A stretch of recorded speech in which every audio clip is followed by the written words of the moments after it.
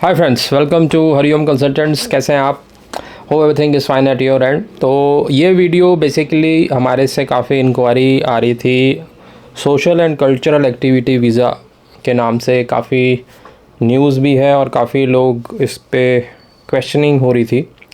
Queries आ रही थी कि ये वीज़ा क्या है और इसका क्या सक्सेस रेट बहुत अच्छा है और क्या इस वीज़े से हम सेटल डाउन, मतलब जैसे विजिटर वीज़ा वहाँ जाके you can apply study visa, इस पे वो अवेलेबल है और ये कैसे अप्लाई कर सकते हैं, what are the eligibility criteria, किन लोगों को ये मिलता है, what is the age limit, everything.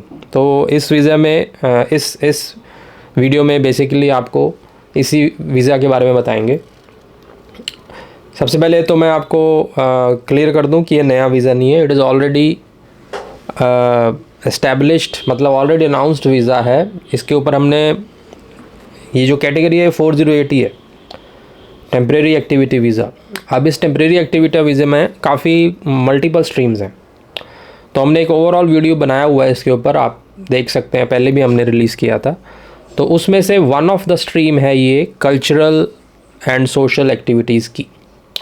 तो इसमें आपको इसके बारे में डिटेल देंगे और आप इसके लिए एलिजिबल हैं और व्हाट आर द प्रोस्पेक्ट्स, तो वो आपको जूम स्लॉट बुक करके आपका इंडिविजुअल केस के हिसाब से आपको हम बता देंगे कि आपके लिए ये कैसे एलिजिबिलिटी, जो जर्नलाइज्ड कंडीशंस हैं इस वीज़ा की, वो हम इसमें डिस्कस कर लेंगे ताकि आपको ओवरऑल ओवरव्यू मिल जाए कि इस वीज़ा आपके लिए है या नहीं। ठीक है, तो स्टार्ट करते हैं आज के video. This is about social and culture activity visa. तो फ्रेंड्स, ये जो वीज़ा है it is one of the stream, एक स्ट्रीम है। एक स्ट्रीम का मतलब है उसमें काफ़ी कैटेगरीज बनाई हुई हैं 408 वीज़ा में, टेम्परेरी एक्टिविटी वीज़ा में। उसमें से वन ऑफ द स्ट्रीम है दिस। अब ये इस वीज़ा से आप क्या कर सकते हैं और किसके लिए? सबसे पहले ये वीज़ा उनके लिए है जो कि कल्चरल एक्टिव हैं, मतलब जो कल्चरल शोज़ में पार्टिसिपेट करते हैं या उनके पास वैसे कुछ ऑर्गेनाइजेशंस के द्वारा उनके पास सर्टिफिकेशंस हैं, पार्टिसिपेट किया हुआ है, इनाम है, प्राइजेस जीते हुए हैं, तो बहुत अच्छा है। कल्चरल शोज़ में, कल्चर शो में क्या आता है उसमें भंगड़ा, कल्चरल डांसेस, एक्टिविटीज़, इस तरह की चीज़ें। College youth fest, college students के लिए, यंगस्टर्स के लिए बहुत अच्छा है। तो अगर आप एक ऐसे इंडिविजुअल हैं जो कि एक्टिवली पार्टिसिपेट करते हैं ऐसे इवेंट्स में, अपनी यूनिवर्सिटी में, अपने कॉलेज में, अपने स्कूल में, और आपके पास सर्टिफिकेशंस हैं कि आपने पार्टिसिपेट किया हुआ है और अगर प्राइज़ भी आपका आया हुआ है, that is more beneficial for you, तो वो लोग इस कल्चरल एक्टिविटी के बेसिस पे ये वीज़ा फाइल कर सकते हैं। And how they become eligible, पहली एलिजिबिलिटी तो मैंने आपको बता दी कि आपने ऐसे इवेंट्स में पार्टिसिपेट किया होना चाहिए। और लेवल ऑफ पार्टिसिपेशन क्या है, वो आपका स्कूल लेवल पे भी वैलिड है, कॉलेज लेवल पे भी वैलिड है, यूनिवर्सिटी लेवल पे भी वैलिड है, और अगर नेशनल जैसे कई बार स्टेट इवेंट्स होते हैं उसमें भी अगर आपने पार्टिसिपेशन किया है तो वो भी वैलिड है। तो any type of cultural activity जो कि एक कम्युनिटी बेस्ड है, ऐसे नहीं है कि आपने इंडिविजुअल कोई परफॉर्मेंस करी है, वो कम्युनिटी बेस्ड होना चाहिए। जैसे यूनिवर्सिटी की तरफ से आपने करा है, कोई यूनिवर्सिटी का इवेंट है या कोई स्टेट लेवल का इवेंट है या कोई inter school competition cultural activity का है, वो चीज़ होनी चाहिए। तो आई थिंक फर्स्ट पॉइंट आपको क्लैरिफाई हो गया। ये चीज़ें अगर आपके पास हैं इनमें से कोई भी, then number 1 point is valid, you can apply for this visa. अब नंबर 2, अब इस वीज़ा के लिए आपको ऑस्ट्रेलियन साइड से इन्विटेशन चाहिए। अब वो इन्विटेशन स्कूल के इवेंट से भी आ सकता है, कॉलेज यूनिवर्सिटी में कोई कल्चरल शो हो रहा है उसकी तरफ से भी आ सकता है, और कोई ऑस्ट्रेलियन कम्युनिटी, ऑस्ट्रेलियन ऑर्गेनाइजेशन ऐसा कुछ कल्चरल इवेंट करवा रही है किसी भी स्टेट में ऑस्ट्रेलिया में, तो और आपने उसमें पार्टिसिपेट किया हुआ है या आप ऐसी चीज़ों में पार्टिसिपेट करते रहते हैं, यूजुअली तो नहीं करते होंगे, तो इस वीज़ा के लिए आपको पार्टिसिपेट करना पड़ेगा। मतलब कि आपको वो सर्च करना पड़ेगा इवेंट, एंड वो अगर आप हमारे से करते हैं तो विल सर्च फॉर यू। ठीक है, तो वो आपकी टेंशन नहीं है। अगर आपके पास होना क्या चाहिए, आपके पास अगर कल्चरल एक्सपीरियंस है, आपने सर्टिफिकेट्स हैं, फिर आप हमारे पास आएँ, केस चाहे आप ऑनलाइन मीटिंग ही बुक करें तो आपको हम बता देंगे और कौन से सिनेरियो में आपका इसमें इवेंट कब हो रहा है, कैसे उसमें पार्टिसिपेट करना है, एवरीथिंग ब्ला ब्ला ब्ला, राइट।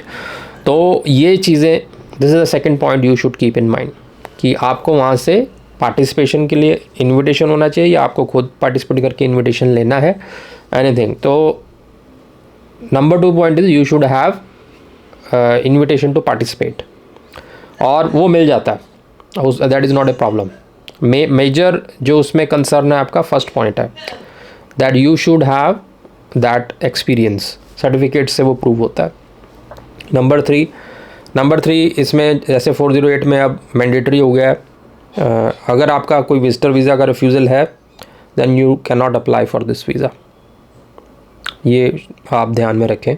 ये जर्नलाइज स्टेटमेंट है। अगर किसी का कल्चरल एक्टिविटी में ये वीडियो देख के आपको लगे कि मेरे पास ये एक्सपीरियंस है, बट आप ने विजिटर वीज़ा का पंगा लेके किसी तरह से आपने वो अप्लाई करा हुआ और उसमें रिफ्यूज़ल आ गया, फिर इस वीज़े के में अप्लाई करने का आपको फ़ायदा नहीं है, क्योंकि अगर आप इसमें वो इमिग्रेशन हिस्ट्री पहले वाली देखते हैं और उसमें अगर आपका रिफ्यूज़ल है देन कोई भी इवेंट हो, किसी भी लेवल का इवेंट हो, जो मर्जी आप सर्टिफिकेट लगा दो, they are not going to give you this visa. ये जर्नलाइज स्टेटमेंट है, सब पे एप्लीकेबल है, ये हमने पहले ही बता दिया।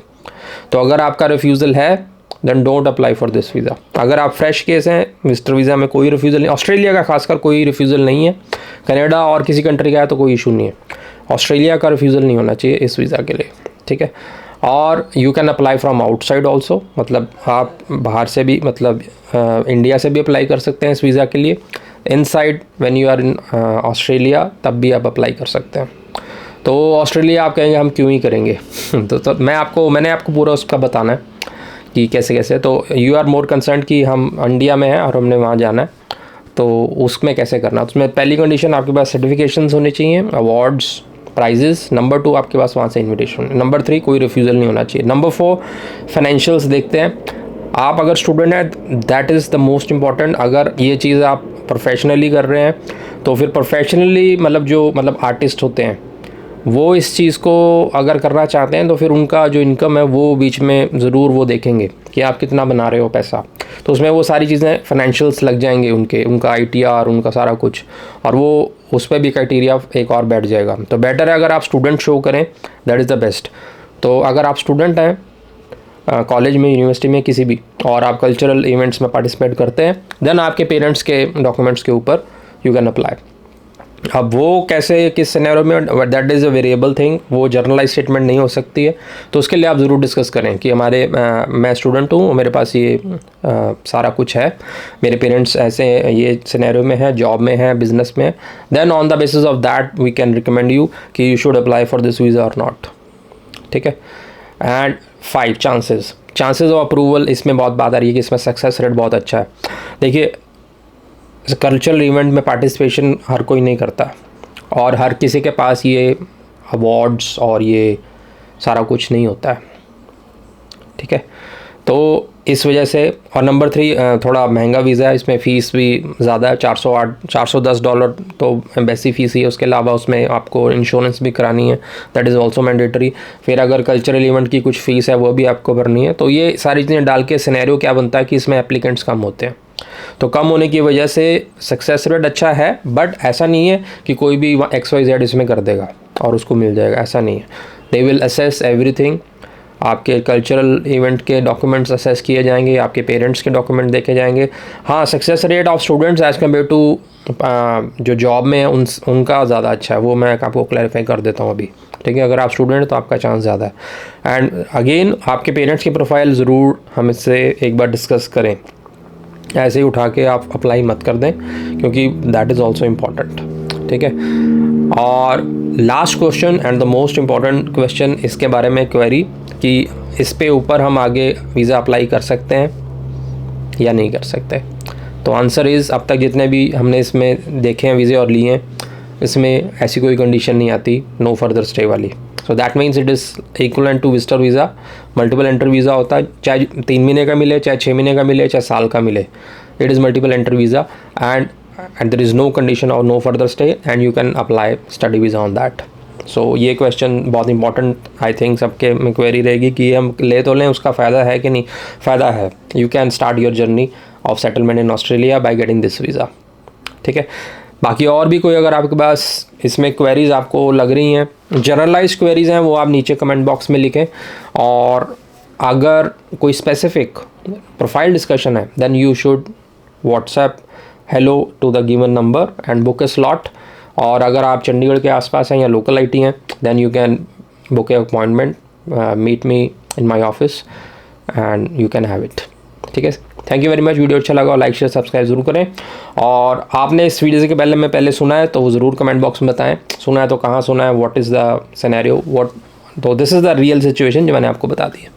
होप आपको वीडियो अच्छा लगा हो, लाइक शेयर सब्सक्राइब जरूर करें। Thank you.